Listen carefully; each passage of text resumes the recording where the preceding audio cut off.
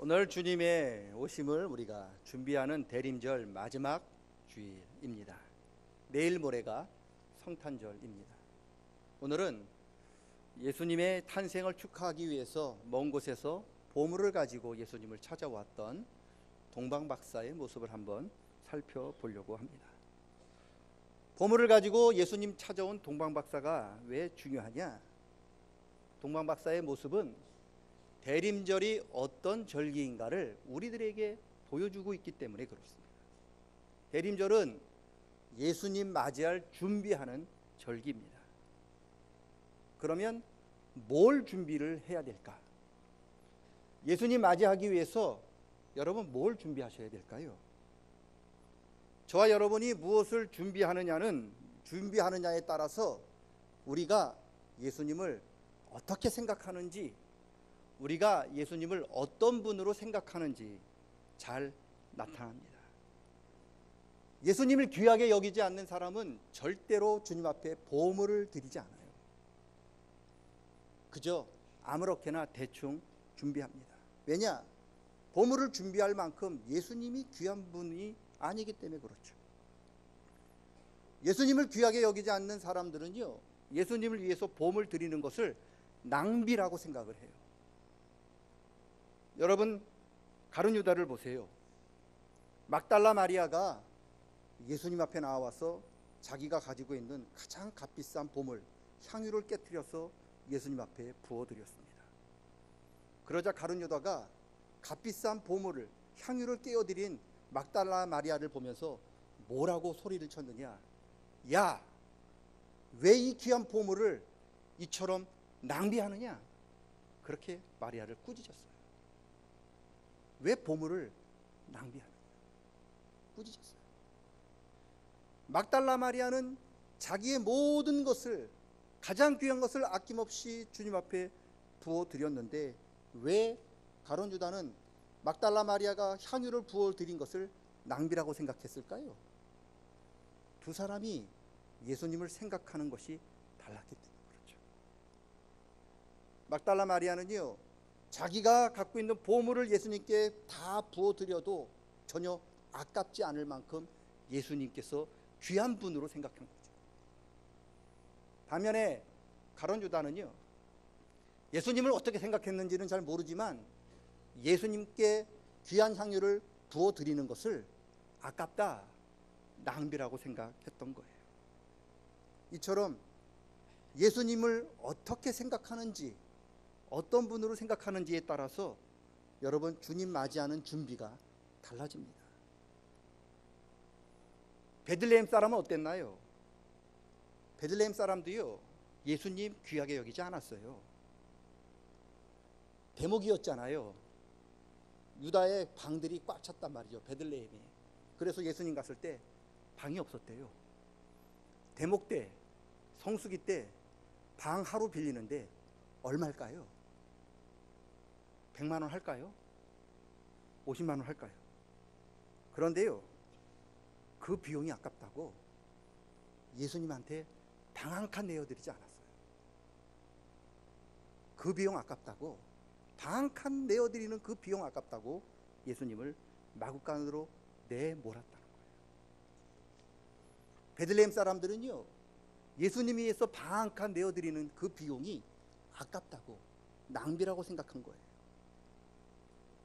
생각해 보세요. 만약에 그때 당시 이스라엘을 다스렸던 헤롯 왕이 베들레헴에 갔으면 어떻게 했을까? 방이 없었잖아요. 그런데 방이 없다고 헤롯 왕에게, 헤롯 왕이요, 방이 없으니까 마구간으로 가십시오, 그렇게 얘기했을까요? 아니죠.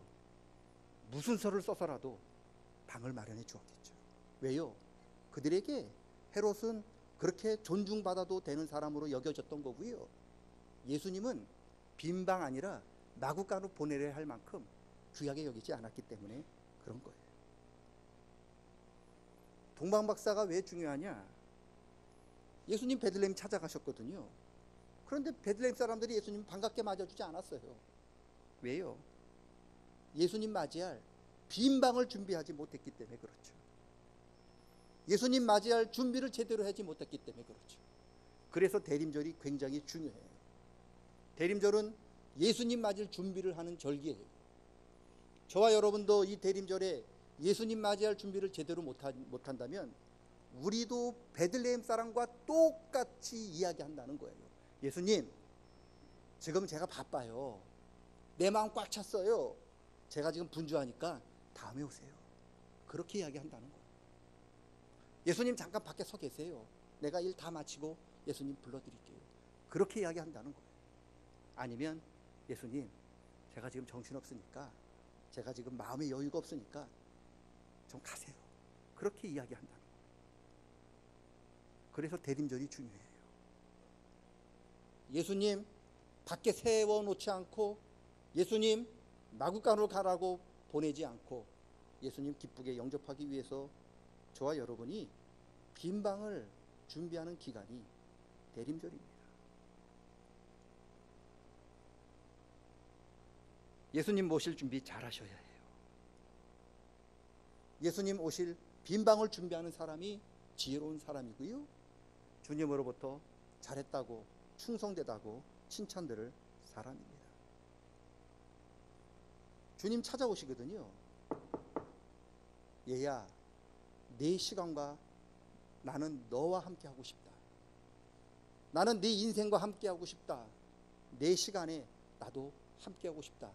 주님 우리를 찾아오셨는데, 우리가 세상 것에 마음 다 뺏겨서 우리 마음에 예수님 모실 빈 공간이 없고 빈 방 없다면 우리도 예수님한테 이야기하는 거죠. 주님, 내 마음이 꽉 찼어요. 오시지 마세요. 주님, 내가 너무 좀 정신이 없거든요. 세상 일 꽉 차가지고 주님 맞아드릴 정신이 없으니까 주님 죄송하지만 다음에 오세요. 마구간으로 가세요. 그렇게 이야기한다는 거죠. 여러분, 예수님을 위하여 마음 한 칸에 예수님을 위한 빈 방을 준비하셔야 합니다. 언제 주님 다시 오실지 모르거든요. 주님 찾아오셨는데 가실 곳이 없어서 마구간으로 가시거나 가실 곳이 없어서 주님을 문 밖에 세워두면 되겠습니까? 빈 방을 준비해서 예수님 모셔드릴 준비를 하는 게 대림절입니다. 대림절에 예수님 모셔드릴 빈 방을 마련하는 저와 여러분 되시기를 축원합니다. 이게 대림절이에요. 동방박사들 예수님 만나러 왔을 때 빈손으로 오지 않았어요. 자기들이 정성껏 준비한 보물을 드렸습니다. 동방박사가 보물을 드린 게 왜 중요하냐? 동방박사는요, 예수님을 귀하게 여겼어요. 자기들이 준비한 보물을 받기에 합당하신 분이 예수님이라고 여겼던 거예요. 만약에 동방박사가 예수님을 귀하게 여기지 않았다면 멀리서 예수님 만나러 오지도 않았을 거죠. 그리고 왔어도 빈손으로 왔을 거죠. 그런데 그들이 먼 곳에서 보물을 가지고 예수님을 만나러 왔을 만큼 그들에게 예수님은 귀한 분이셨어요. 여러분, 먼 여행하는데 귀한 물건을 가지고 여행하는 게 얼마나 위험하고 얼마나 정말 불편합니까? 어디를 가도 그 귀한 물건 있다 그러면 강도 떼들이 달려들 건데, 어디를 가도 귀한 물건 때문에 있으면 마음이 불편하고 불안해서 즐기지도 못할 건데, 동방박사가 그 먼 곳을 그 귀한 보물을 가지고 예수님께 가지고 왔다는 것은 그가 얼마나 많은 위험과 얼마나 많은 불편함을 감당했던가 우리는 알 수 있어요. 왜 그래야 했을까? 동방박사는 그런 불편함, 그런 위험을 감수하고 예수님 앞에 보물을 드려야 할 만큼 예수님이 귀한 분이었어요. 동방박사는 가룟 유다처럼 예수님 앞에 보물 드리는 것을 낭비라고 생각하지 않았어요.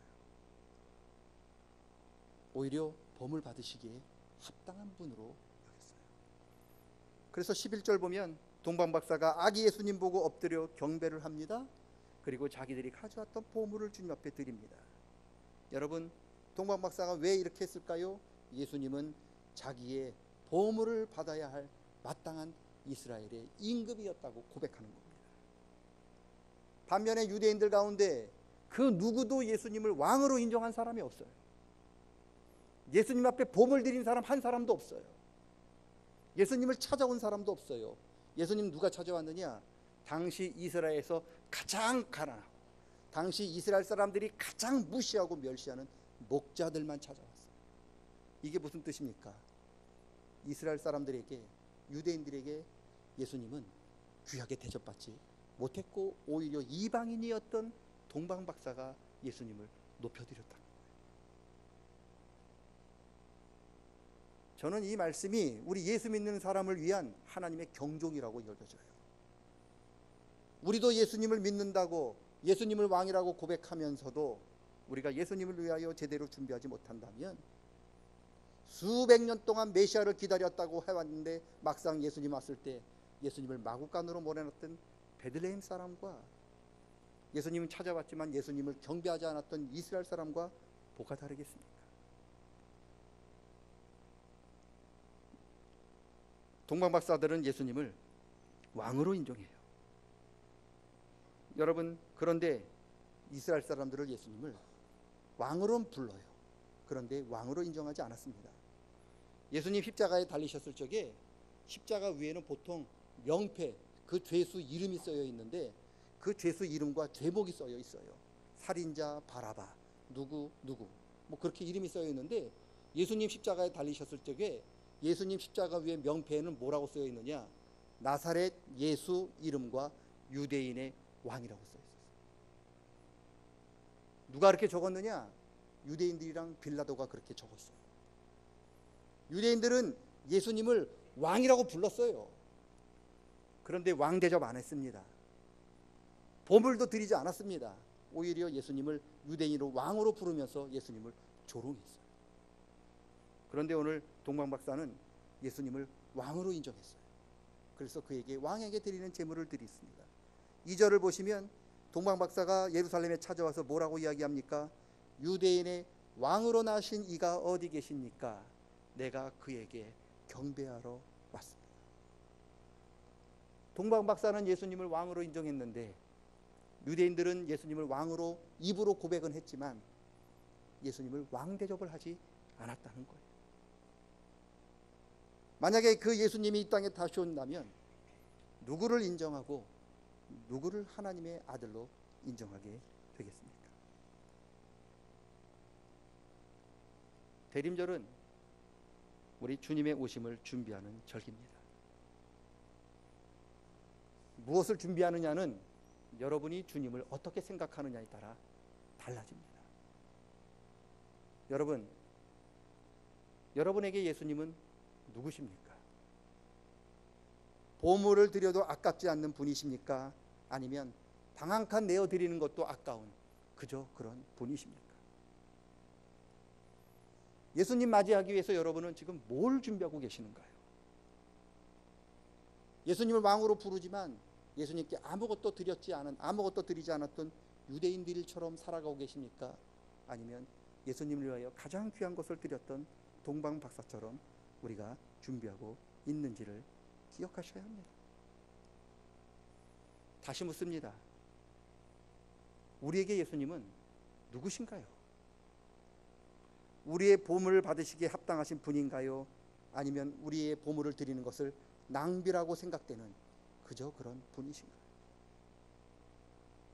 나의 모든 것을 다 드리고도 전혀 아깝지 않는 그런 존귀하신 분이신가요?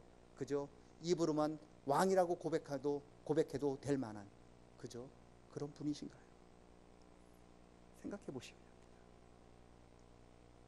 예수님은 과연 누구신가? 내가 어떻게 생각하느냐에 따라서 우리가 예수님 맞이할 때 준비하는 게 달라집니다. 그게 대림절입니다. 만유인력을 법칙을 발견한 뉴턴이라는 사람이 이제 고전 물리학을 이 세계에서 일어나는 물체들을 세 가지 이론으로 정리했는데 그 세 번째 이론이 작용과 반작용의 법칙이에요. 쉬운 말로 내가 행한 만큼 그대로 되돌려 받는다는 거예요. 내가 50을 주면 상대방도 나한테 50을 돌려준다. 그 이론입니다. 신학적으로 이야기하면 내가 뿌린 만큼 그대로 받는다는 이론입니다. 이게 왜 중요한 줄 아십니까? 내가 예수님을 왕으로 인정하고 내가 예수님을 왕으로 대접하면 예수님께서 나를 왕의 아들로 인정하고 나를 왕의 아들로 대접하십니다.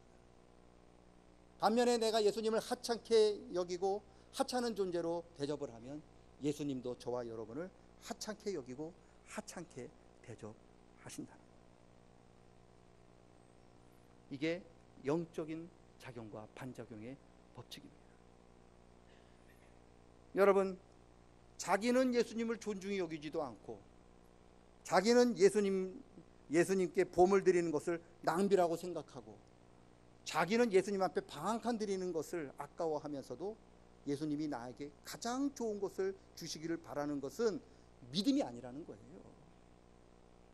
그건 신앙이 아니라는 거예요. 그게 성경의 법칙입니다. 내가 하나님을 대하는 만큼 하나님도 나를 대하신다는 거예요. 하나님께서 사무엘을 통해서 이렇게 말씀하셔요. 나는 나를 존중히 여기는 자를 존중히 여기고 나를 경멸히 여기는 자를 나도 멸시하리라. 그래서 대림절이 중요한 거예요. 내가 예수님을 어떻게 여기고 그 예수님에게 무엇을 준비하느냐에 따라서 그만큼 하나님도 저와 여러분을 똑같이 대접하신다. 예수님 맞이하기 위해서 저와 여러분 두 가지를 준비를 하셔야 되는데, 첫째는 빈방을 준비하십시오. 예수님 모실 빈방을 꼭 준비하셔야 합니다. 언제 주님 다시 오실지 모르는데 여러분 마음이 세상 것들로 가득 차 있어서 비지 않으면 분명히 우리가 얘기합니다. 예수님, 내가 지금 바쁘고 내 마음이 복잡하고 꽉 찼으니 다음에 오세요. 그렇게 이야기하기에 됩니다. 그렇게 이야기하지 않으려면 반드시 예수님 모실 빈방을 준비하셔야 합니다. 두 번째, 보물을 준비하십시오. 예수님, 내가 보물 드리는 거 낭비 아닙니다. 예수님을 위해 내 가장 귀한 거 드리는 거 그거 허비하는 거 아닙니다. 그게 주님께 드릴 마땅한 제물입니다. 이 두 가지를 잘 준비하실 때 언제든지 주님 오실 때 우리는 빈방이 준비되어 있고 주님께 드릴 것들이 준비되어 있다면 우리는 초대교회 성도의 인사를 드리죠. 마라나타, 주님, 저는 준비가 다 되었습니다. 언제든지 오시옵소서. 이게 초대교회 성도들의 인사인데, 지금 저도 그렇지만 여기 앉아있는 우리 모두 지금 이 세대를 살아가는 사람들 중에 마라나타라고 인사할 수 있는 사람이 과연 몇 명일까? 이게 문제인 거죠. 대림절을 맞이하여서 마지막 주일에 주님을 위한 주님 모실 빈방과 주님께 드릴 나의 가장 귀한 것들을 주님 앞에 드릴 수 있는 은혜가 있기를 주의 이름으로 간절히 축원합니다. 따라하겠습니다. 주님, 빈방을 준비하겠습니다. 주님, 보물을 준비하겠습니다. 보물은 자기가 가장 귀하다고 생각하는 것을 드리는 거죠. 과부는 2렙돈, 요즘 말로 200원을 드릴 때 주님은 그 200원을 보물로 여기셨어요. 액수가 크고 작은 게 아니라 우리의 마음이 담겨 있는 것을 주님께서는 보물로 받아주실 줄로 믿습니다. 그런 은혜가 있기를 주의 이름으로 간절히 축원합니다. 하나님 아버지, 빈방 준비하는 저희들 되게 도와주시옵소서. 우리 마음이 세상 것들로 너무 가득 차 있습니다. 우리의 삶이 세상의 욕심으로 가득 차 있습니다. 그래서 주님 오셨지만 우리가 주님 모셔드리지 못하고, 주님 다음에 오십시오, 주님 밖에 서 계십시오, 그렇게 주님을 박대하는 저희들 되지 않도록 도와주시옵소서. 아멘. 주 예수여 오시옵소서. 내가 주님을 위하여 준비하였나이다 고백하는 저희들 되게 도와주시옵고, 주님께 드리는 모든 것들이 우리에게는 낭비라고 생각되지 않도록 도와주시고, 허비라고 생각되지 않도록 도와주시고, 당연하고 마땅한 바라고 고백되어지고 그렇게 믿어지는 믿음과 은혜를 허락해 주시옵소서. 감사를 드리며 예수님의 이름으로 기도드리옵나이다. 아멘. 다 같이 일어서셔서 111장 찬양하시겠습니다.